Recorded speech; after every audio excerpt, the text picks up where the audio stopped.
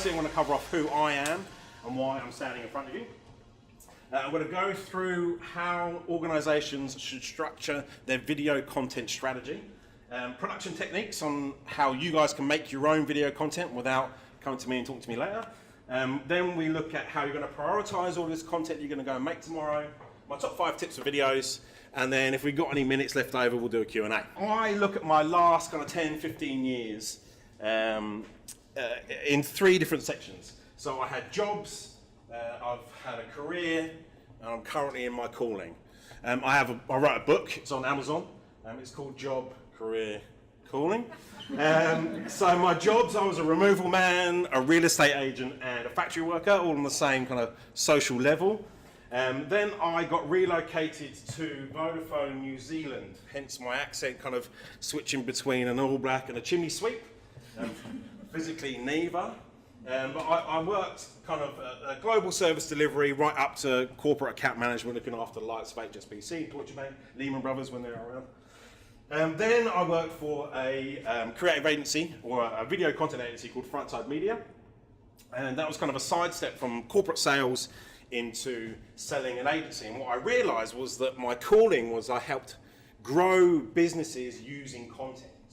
Capital content, so the CapCo Group, I'm the founder of CapCo Group, and there are a number of subsidiaries, but the one I'm representing today is Capital Content. We're a video content-led digital agency, blah, blah, blah. We're based over in Heathrow, about 2 hours away.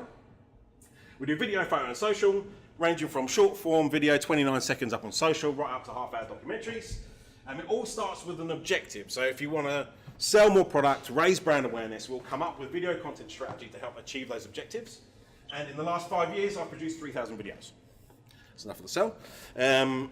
As an organisation, you have 2 options when looking at creating video content. You can either go directly to a videographer.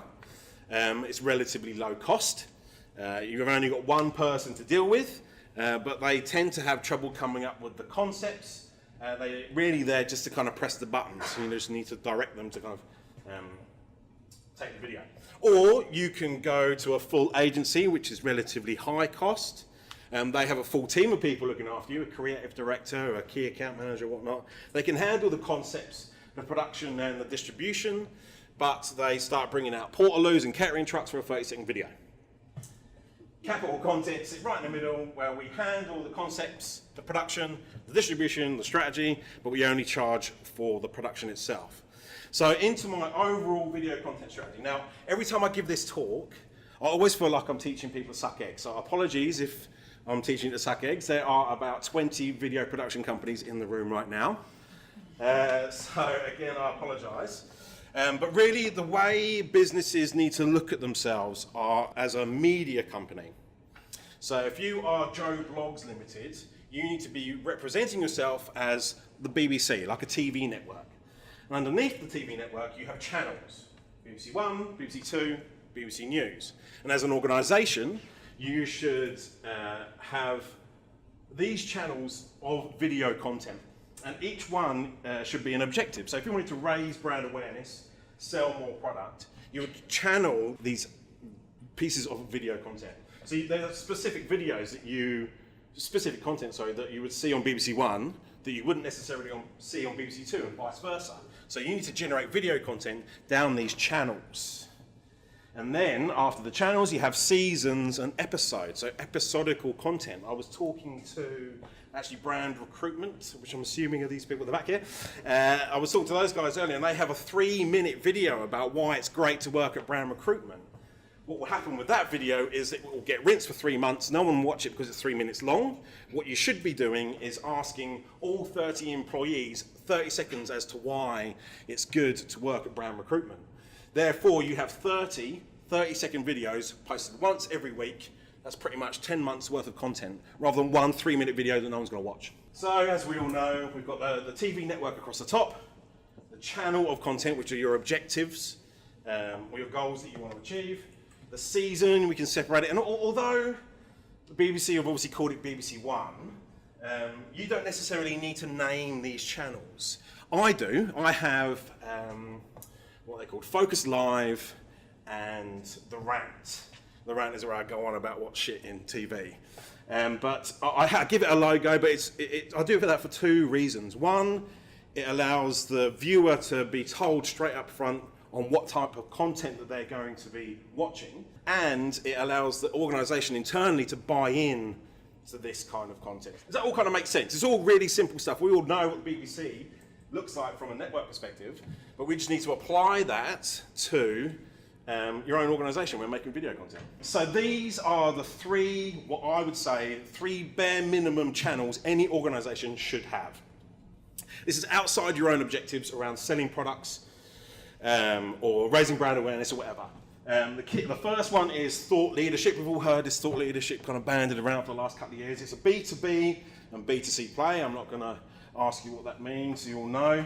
It's really an indirect sales pitch. It's thinly veiled. You know, you're not out there saying, "Buy our product. We are the best." You are talking about your industry. As an example, an estate agent could bring in a mortgage advisor and stand there for 5 minutes talking about interest rates.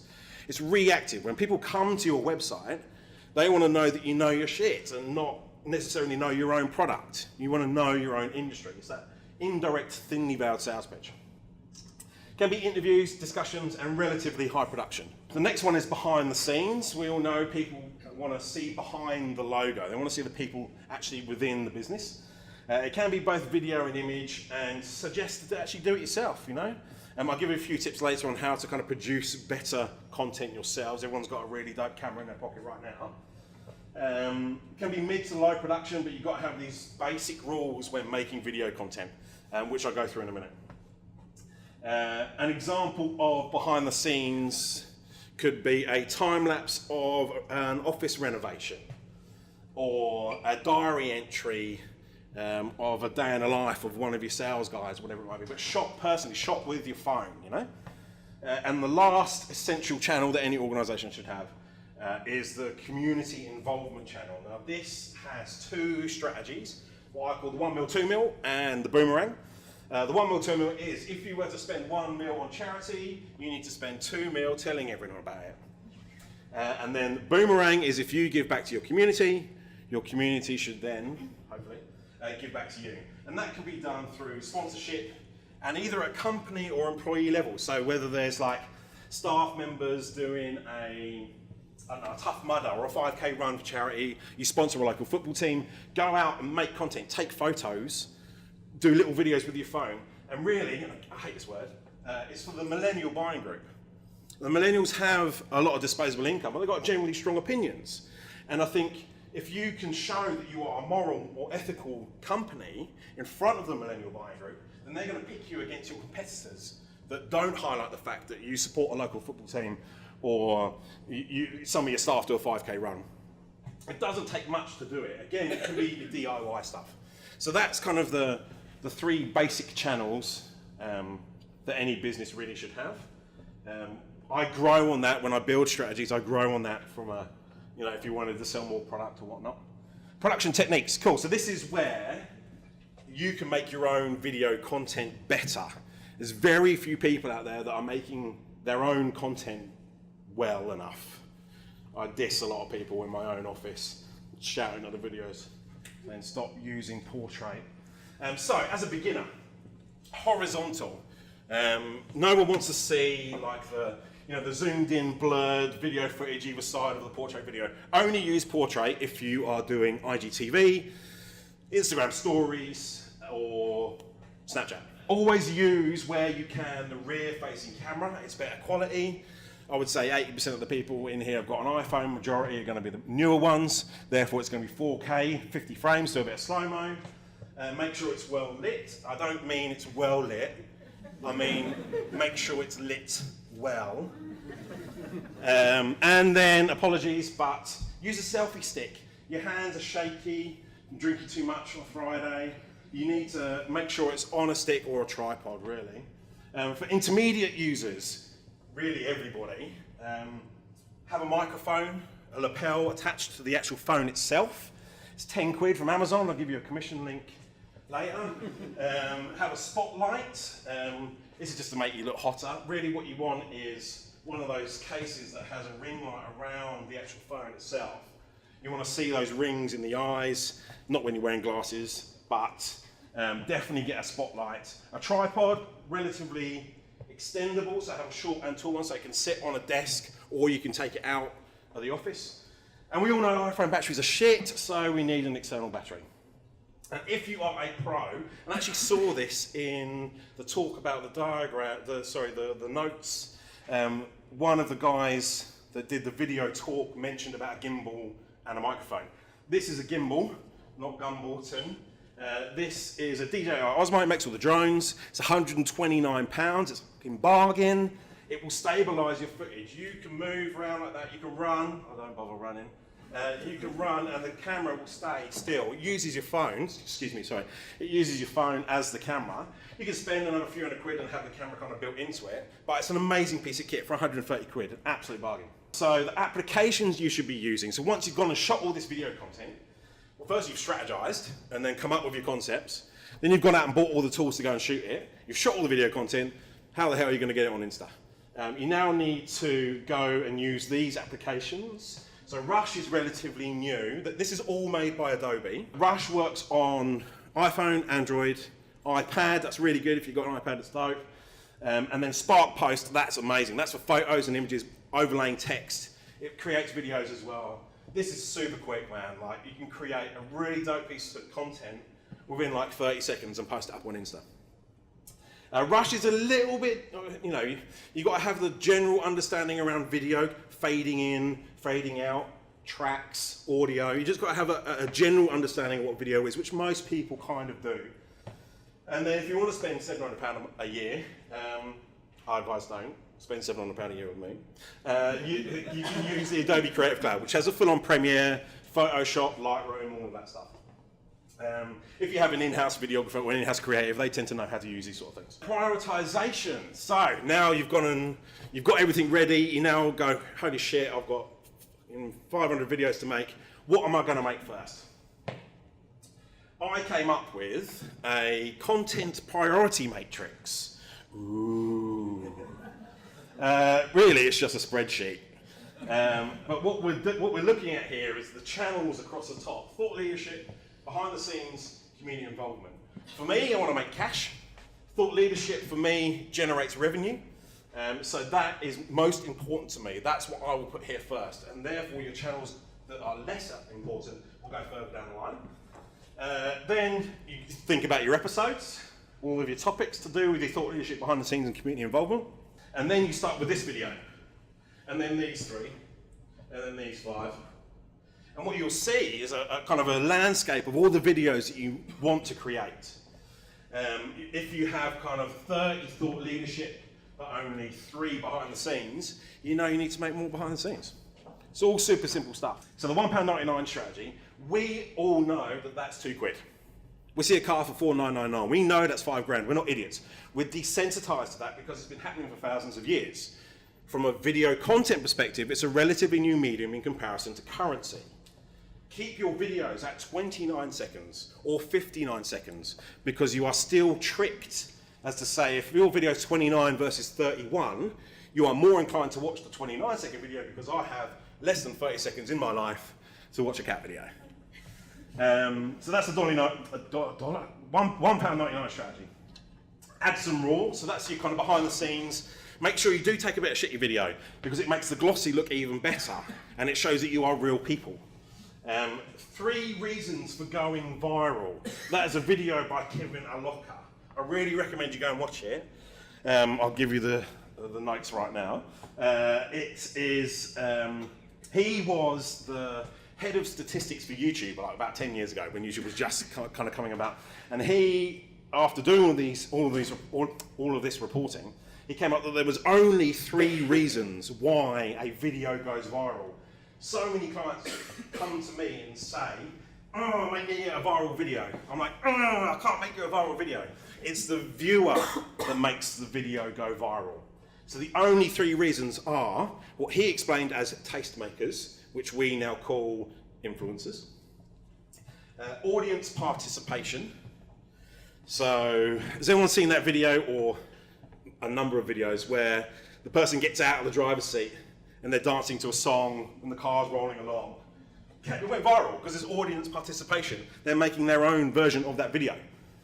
And the last one is unexpectedness. So an example of Simon and Little Bub. It was unexpected that a cat was going to have Whoopi Goldberg as a guest on a cat show. So that was unexpectedness. And so they're the only 3 reasons why a video goes viral. First 5 seconds. Have you seen a video on YouTube, like the movie trailers, for example, and the first 5 seconds is a super quick cut of the trailer, and then it goes into a 3-minute editorial video of the movie? That's because they want to get their point across in the first 5 seconds. Excuse me. If you are making a video and you've got this lovely, elaborate logo spinning around on a white backdrop, 10 seconds, looks beautiful. People have turned off after 7. Like, there's no point. If you're going to put your logo, put it bottom left. Put it slightly opaque throughout the footage, start the video straight away. First 5 seconds, if people aren't interested, they're going to skip past, so get your point across in 5 seconds. Best case, make a 5-second video. That's the future. It's not 29 seconds, it's sell using a 5-second video. And lastly, watch it on mute. So if you can get your point across by watching this video on mute, then you've done a good job. You ain't going to be able to do it. Go to rev.com, rev.com, and they will make subtitles for your videos for $1 a minute. And that's the length of the video, not how long it takes them to make it. I make 29-second videos. I obviously charge a bit more for subtitles. But they will make subtitles for your videos for $1 a minute. It's an absolute bargain. Where should I put my video content? Should I put it on Facebook or should I put it on YouTube? Both, but for 2 different reasons. If I was to go to YouTube right now, I already know what I'm going to search for. I need to use Facebook to influence my search. If you're making a 5-minute video, make a 15-second trailer saying, if you want to watch more, click here, and it will take you to YouTube. Hopefully that YouTube video will be embedded in your website with all your contact us and additional branding. So use Facebook to influence your search or watch more, and then put your catalogue on YouTube, because it can handle the demand. Hopefully 30,000 people are going to watch your video. Your website will fall over, but the video will still be there. So just to recap, TV network strategy, you have the network across the top, channels, seasons, episodes. Super simple stuff. 3 basic channels that every organisation should have: thought leadership, behind the scenes, community involvement. Make sure you have a mixture of professional content and DIY, because it makes each other look good. Make sure you get those specific DIY rules. Horizontal, rear-facing camera, well lit, mate. We can go to questions. Has anyone got any questions? This is exciting. We've got 2 questions. So we've got a gentleman in the back there, yes. You did mention Animoto. Any reason why that's a really good tool, I find? Animoto, does it make video content? You know, is it a tool to make video content? Oh no, but yes, to create. To create video content. Yeah, I've not really heard of it. I'm relatively aligned to Adobe, and it's all relatively easy to use. Everyone knows Adobe. Rush is quite new. I mean, you could even use iMovie if you wanted to, but I've not heard of Animoto, sadly. I just noticed you mentioned Facebook to introduce a trailer and then onto YouTube. Yes. Where does Instagram fit into this? Oh, you have reminded me. So, Insta, I love Insta. It really depends on the demographic. I think if you have, Facebook for the baby boomers, let's say, and above, or below, should I say, then there's what I like to call myself, is a Zennial. So in between, anyone know the Zennial spiel? So in between the millennial and the baby boomer, I grew up until like I was 20 before the internet came along, so I still rode out on a bike on the road, but I can also use my phone. But I think Insta, definitely stories. I mean, it's down to the demographic. If you want to hit the millennials or the Zennials, it's down to the demographic on where you put it. I would put trailers on Insta, because the fundamental aim is to pull people away from social and onto your website, where you've got the additional contact us. So it's all about teasers. And in fact, today, thank you very much for reminding me, I have been doing a day in a life. So I woke up at 5:55, classic Gary V bullshit. But if we can all wave Hi! Very enthusiastic wave, awesome. You will be the last video that I post this evening on my way home back to Heathrow. So thank you very much. Cheers.